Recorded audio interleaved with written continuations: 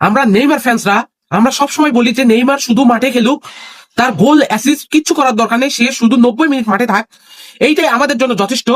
সেই নেইমার ফ্যানদের সামনে যখন নেইমার মাঠে নামে, ইভেন গোল অ্যাসিস্ট সবকিছু করে, মাঠে তার পুরো প্রভাব বিস্তার করে, তখন আমাদের আনন্দের কোনো সীমারেখা থাকে না।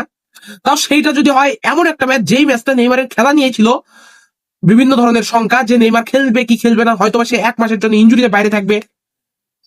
এরপরে যখন ম্যাচের আগে বলা হলো যে নেইমার এই ম্যাচটা খেলবে, বাট এইটা তার ক্যারিয়ারের জন্য রিস্ক হয়ে যাবে, এমন একটা ম্যাচে যখন নেইমার এই ধরনের পারফরমেন্স করে, ফুল 90 মিনিট খেলে 9.2 রেটিং নিয়ে একটি গোল একটি অ্যাসিস্ট করে ম্যাচ সেরা হয়, তখন আমাদের আসলে আনন্দের কোনো সীমাই থাকে না, জাস্ট অনুভূতিটাই অন্য রকমের হয়।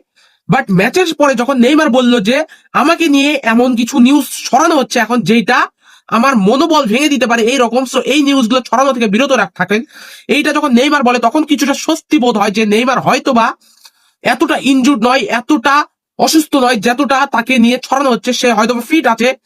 সো নেইমারের এই পারফরমেন্সটা দেখার পরে as a Neymar fan, as a Brazil fans, অনেক ভালো লাগছে। সো আপনারা যারা নেইমার ফ্যান্স রয়েছেন, নেইমারের পাগল ভক্ত যারা রয়েছেন, তারা আপনাদের অনুভূতিটা অবশ্যই কমেন্টে জানিয়ে যাবেন।